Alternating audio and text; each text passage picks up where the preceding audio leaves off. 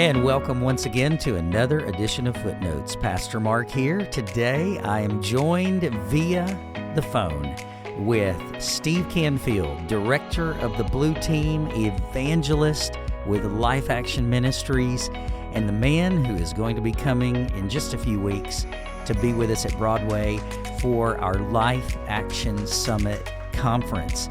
Steve, thank you for calling in from Buchanan, Michigan, and for being with us on Footnotes today. Hey, it's my privilege and glad to be here and looking forward to being there. Awesome. Well, Steve, the reason we wanted you to call in, thought it would be a good idea, we're having the Summit Conference coming up. We want to prepare for that and get ready.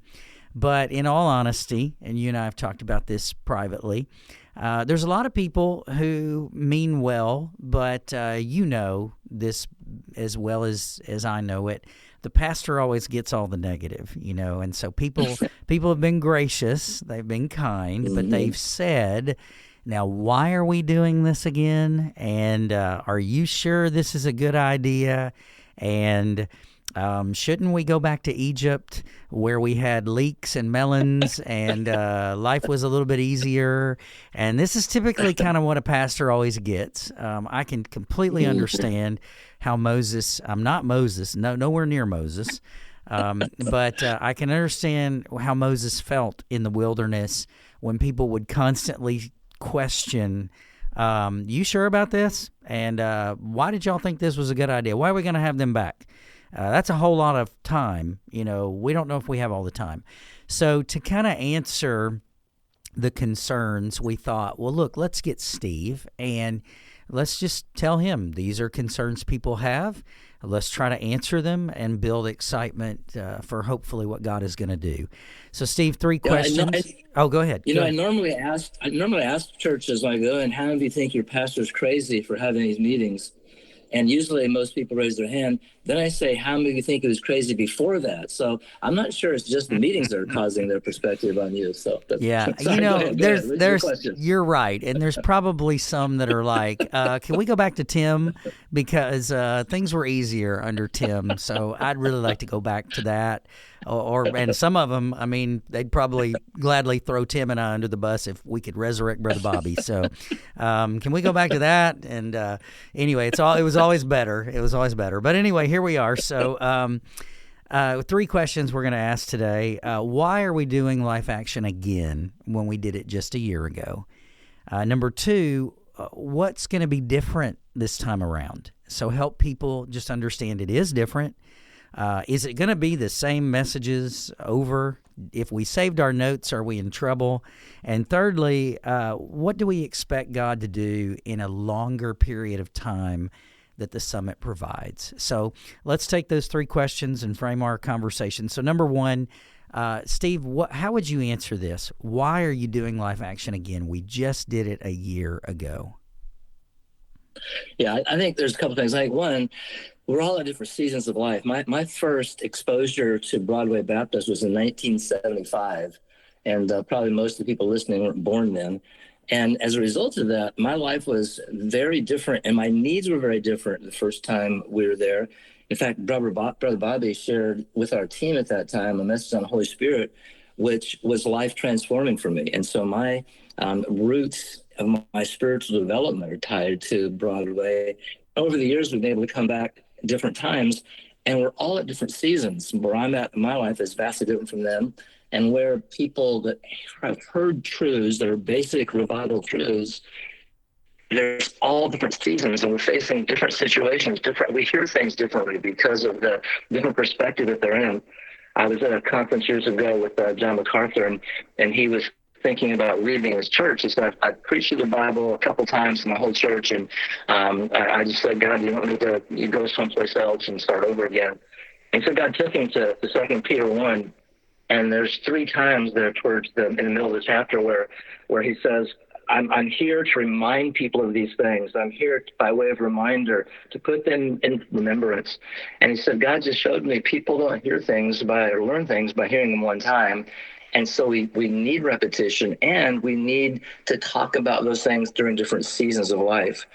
So I think that's the first reason. I think secondly, there's just something about the community of believers. We went through this whole COVID thing where there was such isolation, and I've had pastors say, Steve, just to be together as a body for extended periods of time does something. It's like we were talking about camp earlier. It's like taking your church to camp, but you don't have to go anyplace. There's something about being in each other's presence, the presence of God, the presence of fellow believers that you can't replicate on once a Sunday. You can't replicate by listening to it on a video. You basically have to be there in the presence of God, with the presence of your fellow church members, in the presence of God, to be able to have what we need for our life. And I think also God has just called us all to a life of faithfulness, and faithful in little things. And so the little things that God wants to say to us, we are waiting for a world-changing event. And sometimes God just wants us to learn, what is the next step? How can I be faithful where God has me? And so those are just some thoughts that came to my mind as to why this is important for a church and a culture. Yeah, well, I love those answers. As you said, there's different seasons. We need the repetition, and we need the call to faithfulness. So I think that's a good answer as any. But, I would also say, just adding to your depth, I would say to that, but there's also a lot of things that we do every year, and we don't seem to be bothered by it. Imagine, Yeah. so people who are saying, and again, this is not to chastise anybody, people have just asked honest questions, and I'm just trying to help answer in the most shepherding way that I possibly can. I'm not saying, oh, you shouldn't ask that. But people have just legitimately, lovingly said to me, yeah, well, why are we doing this again? And, some of those people are even close to me. And so I'm like, well, it would be just good for me to address that and help. Yeah. But I would say, think about the fact that we go to the same sporting events every year, and we watch the same teams play, and we have the same dismal results if we went to Ole Miss. And so we have the same thing, and it never prevents us from going every year at the same time. We never say, well, I watched that game last year, and so why are we doing this again? I mean, for us, it's like, oh no, let's do it again. And we don't we don't say that about Thanksgiving. I had one guy, he was telling me Saturday, he said, yeah, we always do prime rib every Thanksgiving. We don't do turkey. It's prime rib every Thanksgiving. And he said, I just really look forward to that. Well, you don't look at Thanksgiving and go, well, prime rib again. Why are we doing that? Why are we doing that? You get in these you get in these patterns of life, and you kind of look forward to Thanksgiving, Christmas, all those different things. And so for us to bring it back one more year, a year later, in everything else we see, oh yeah, continuity is good. In this, we're like, why are we doing this again? But I think all that you said is good, and so I don't think it's wrong at all. Yeah, well, and also the messages this year will not be the same as a year ago.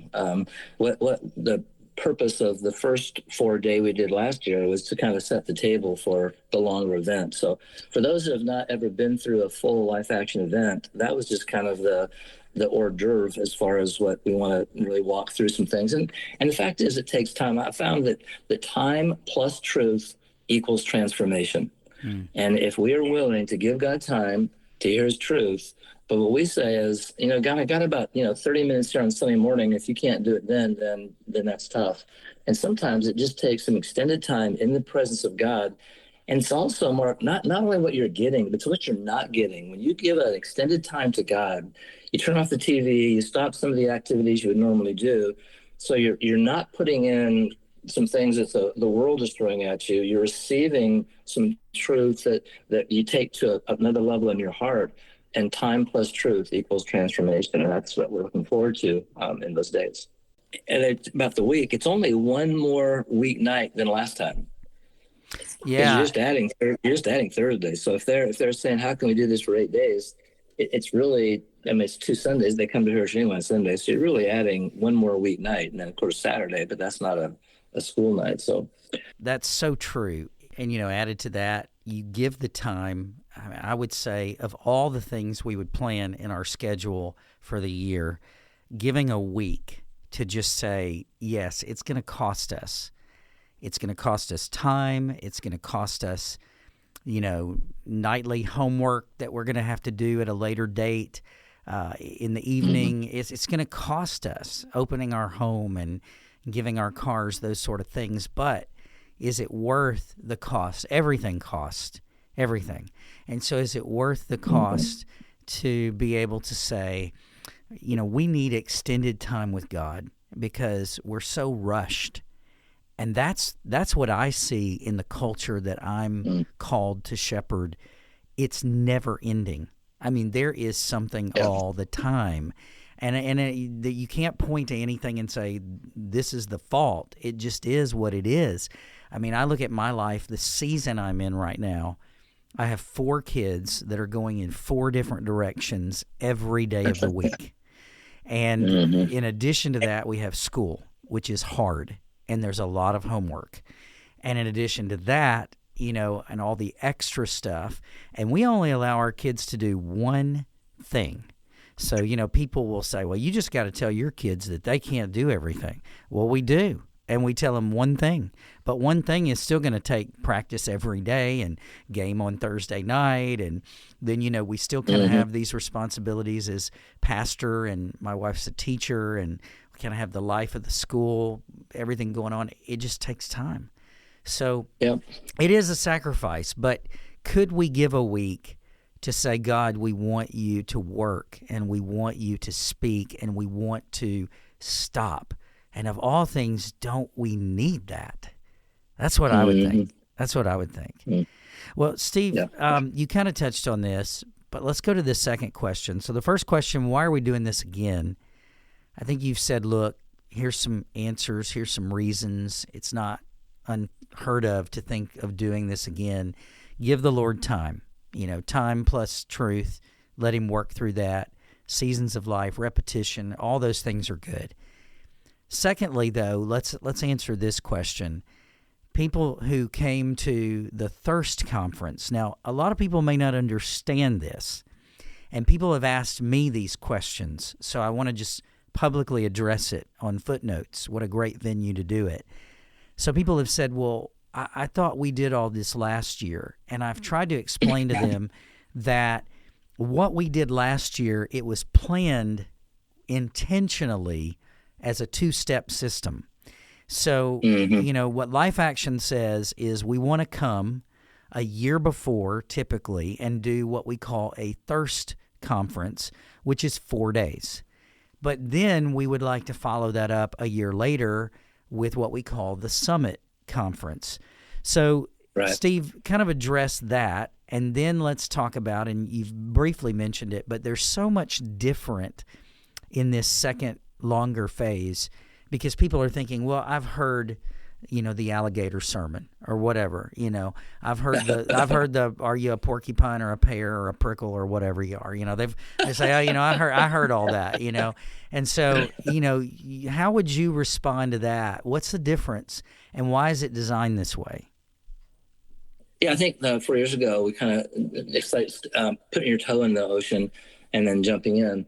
And there's some things that we want to deal with in these days that deal with our bitternesses, dealing with our family. We didn't even hardly talk anything about family. We started out as the tagline of our ministry was a family-centered revival ministry. So we'll spend a lot more time talking about relationships this time, and interpersonal relationships and home relationships. As we talk about dealing with the areas of sin in our life, we want to get some more specifics in relation to that. And what is God's grace? How does that cover that?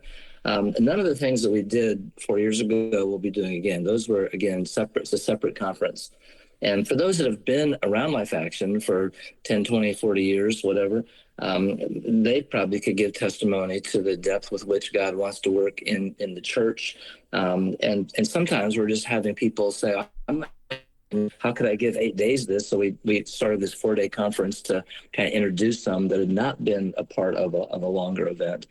And so we're also in this season of our ministry partnering with another ministry called Rooftop Ministries, which is a ministry to kind of help take what we know, what we've learned, and how do we take the next step and put it into practice into the community. And so we're really flexing with that and trying to give some thoughts on how can we take, not just asking people to come to the church, how do we take the church to the world? And I think that's another key component that churches need and are missing, and we want to give some thoughts and address that also. Yeah, and also at the Thirst Conference, you guys didn't really do anything with teenagers. So the children Right. separated, but the teens stayed with mom and dad, which not a bad thing.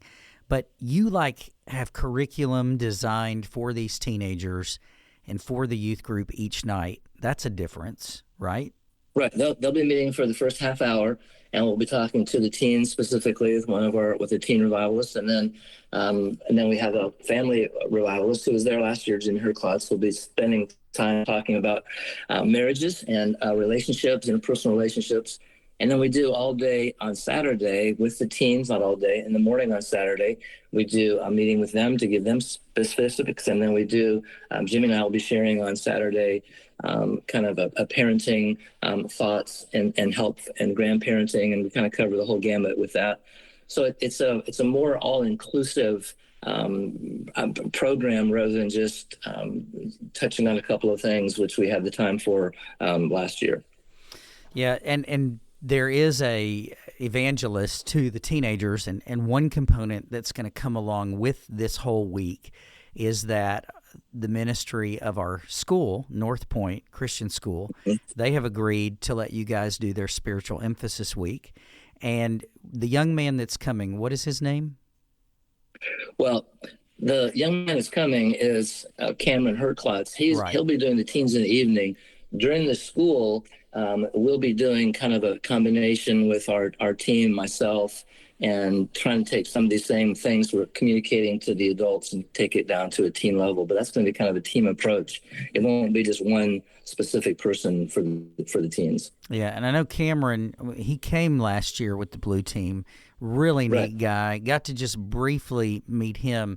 So he seems like somebody who's really going to connect and be very relatable to these teens and hopefully move them. And what a need that is right now in our church life is just to see our youth group stronger and united. They're doing well. They're on the right track. And this is just something that's going to come along and benefit and bless them. And so what I'm hearing is you're saying, look, we have more time. We're going to be addressing more specific things to do. Anything else that you would say is different? Because I know the Thirst Conference centered a lot on the church and revival, seeking the Lord personally. What would you say the summit is really going to hit on for the 8 days that you guys are with us? Well, I think there's a threefold component to what we're trying to accomplish. One is personal revival, and we want to visit that and make sure that we all are where we need to be in relation to that. Then vitality. How can we have a vital, growing walk, not just a mountaintop experience, but how can we have a growing, vital walk in our life? Not just we're going to do something for 8 days, but how can that be a lifestyle? So we go from revival to vitality to mission. And then what is our mission now as we take that to a lost world, not to an unchurched world, a never churched world, and they might see some reality of Christ in us. So our three-pronged approach is revival, vitality, and mission. And that's what we're hoping to address and see God visit us in personal revival and growing us in vitality, and then setting us on the Great Commission to take that to a world that is in great need. So third question, Steve, we've answered, I think, what's different and what will be different. There'll be a lot of different components. What do we expect God to do? And, of course, we don't know, but we hoist our sails and we have hopes and prayers. So coming into this conference, how could you help prepare our people in the weeks coming? There's a lot of logistics. So, people are thinking about, am I going to open my home to these young people that are going to stay? Am I going to give my car for them to drive around? Am I going to come up here and fix food? There's a lot of things, and again, it's the cost that scares people away. And so, what do we expect God to do with all this that we're giving? And how would you answer that? When it comes to our expectations, I try to yield those to God because I don't know, like you said, I don't know what God will do. But I've done this for over 4 decades now, and I've seen God transform individual lives and marriages. I had a pastor say to me some time ago, he said, it was a church of probably 800 people. He said, there's probably 200 people in my church that I would call the core of my church. And you've heard it said that 20% of people do 80% of the work. And he said, I feel like what's happened during these days is God has doubled the core of our church. I thought, wow, if every church could think, what is the core group of people that really are sold out and doing the work of ministry? What if that number doubled? What impact could we have on the lost world that is going to hell in a handbasket, whatever that means, that is headed the direction that it is?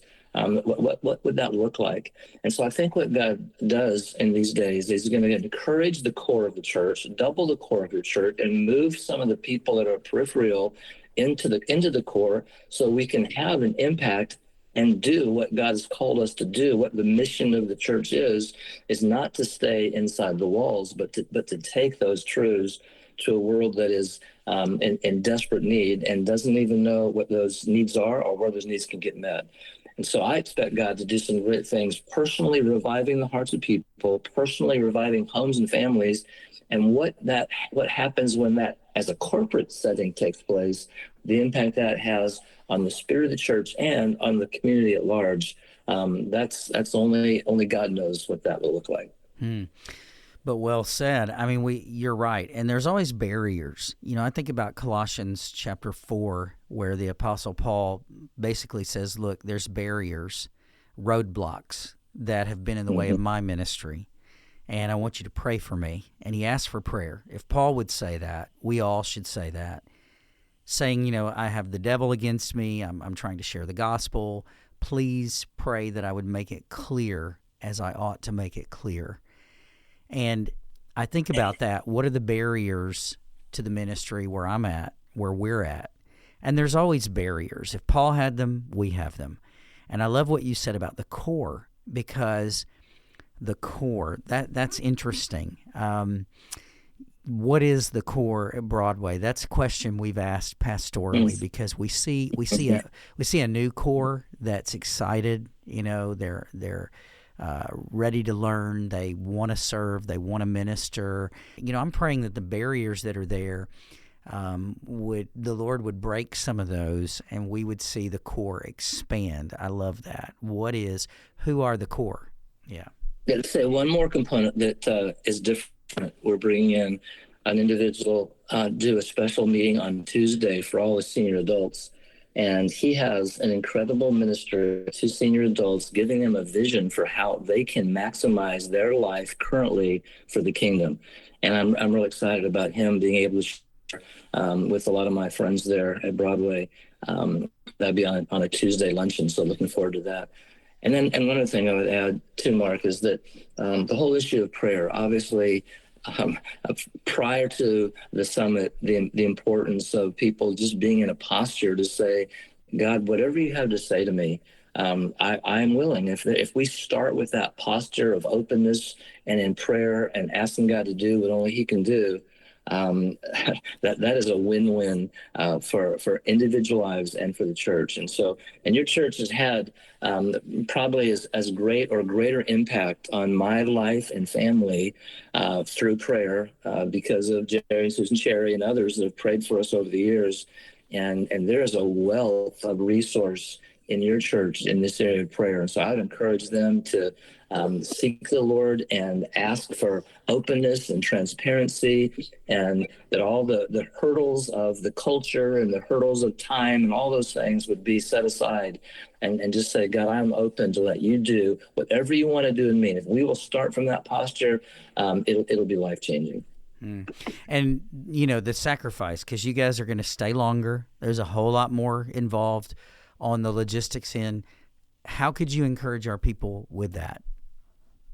Yeah, again, you only get what you put into something. And if we were going to, we're talking about going on vacation, if we decide we're going to go to Disney World and it's going to cost us something. We have to get up early. We're going to stay up late. We're going to, have these long trips.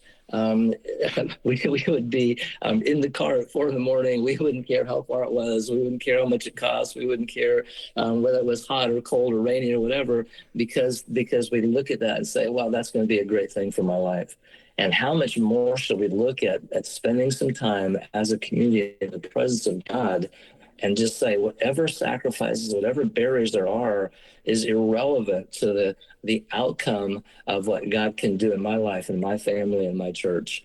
We were talking before we started here about camp, and we had a family come to camp, and they asked their kids, next year we're either going to go to Disneyland or we're going to come to camp. What do you want to do? And they said, we want to go to camp. And so there's something about being in the presence of God that is just drawing, and our kids need to see that. Our teenagers need to see that. They need to see that there's something more to life than social media, video games, and the next high. And they need to see that lived out. That have been and walked through some of these things and have met with God, they're going to want to be there because they want to see their community experience the same things that they've experienced in years gone by. So usually the people that are the most excited on the front row are the ones that are close to the heart of God, because they know what can happen in other people's lives.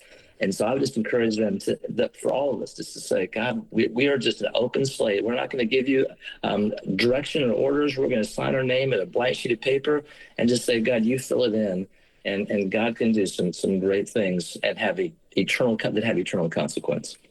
That's fantastic. And I was sharing with you a story how the Lord, taught me once again, often the things that we dread, God tends to work mightily the most. So, Steve, I was telling you before the recording that we had a family mission trip planned to Belize this summer. And just in all honesty, as it got closer, I didn't want to go. And it was nothing against the team that we went with. It was nothing against Belize. It was nothing against missions. I just, being my age, I had traveled all summer. I mean, we had gone to camp. We had gone to, Southern Baptist Convention. We had done all these things. And we'd gone to family camp with you guys and youth camp. And I thought, man, I just don't want to go again. And our passports were delayed. We had filed for them back in April, and there's a national passport shortage. And so it didn't look like, honestly, they were coming in. And here it is, the week of VBS. We leave the day after VBS, or the day or two after VBS. And I'm thinking in my heart, God's going to graciously get me out of this mission trip by not sending the passports. Well, everybody else wanted to go. Everybody else in the family, and I didn't tell anybody this, but everybody else in the family wanted to go. The on-the-go team was wanting us to go. Everybody was like, you need to go. We're praying. We're going to pray that God sends those passports. And I thought, yeah, right. I mean, people aren't getting their passports right now. It's going to take a miracle for God to get me these passports. Well, lo and behold, Thursday night, the passports came in 4 days before we were supposed to leave, and it was a miracle.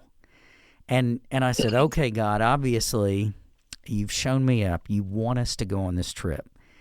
And we went, and I now have said to God and to the whole world, forgive me for ever not wanting to go on that trip. It was one of the most phenomenal things I've ever done with my family. Seeing my children serve the Lord on the mission field, seeing them share the gospel, it was life-changing for all of us.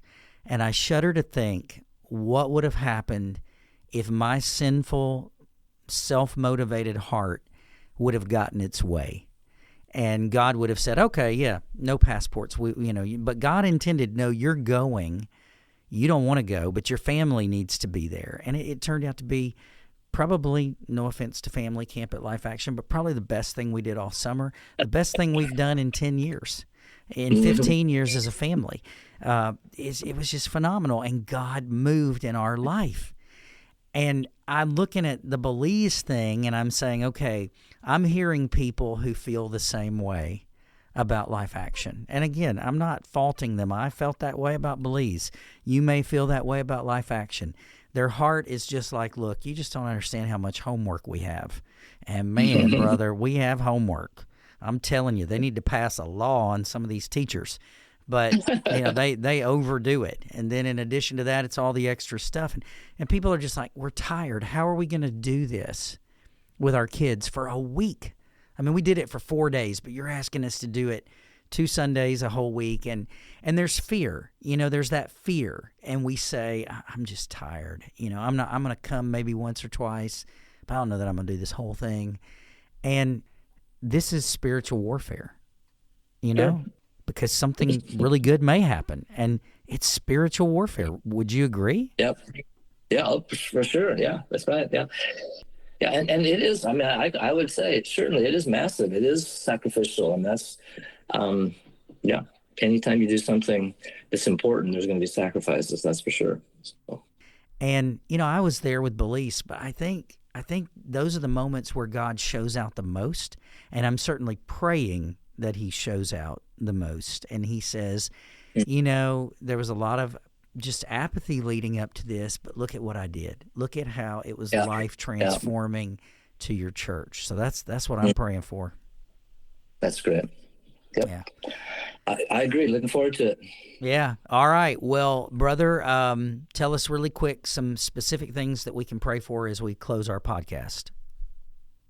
Please pray for our team. We're in rehearsals right now and training. This is our training month, and we head out in September to our first meeting, and Broadway will be our second stop. And so just pray for our team as we're learning and teaching and training in them. And you pray for my wife. She had knee replacement surgery 6 weeks ago, and so she's recovering from that. But she'll be, Lord willing, ready to hit the road. And so just those 2 things would be on my heart, and really we're so looking forward to being at Broadway. I have so many dear friends there, and so much history there, probably more than any church in America as far as history is concerned. And so I'm just looking forward to a great time with some great friends in the presence of God, and I'm going to see some great things. All right, awesome. Life Action Summit coming to Broadway end of September, early October. And Brother Steve, thank you for taking time to come on the podcast. We'll all be praying in that direction. You're sure welcome. Looking forward to seeing you. All right. And that concludes Footnotes. Keep praying. And church, let's look forward to what God is going to do.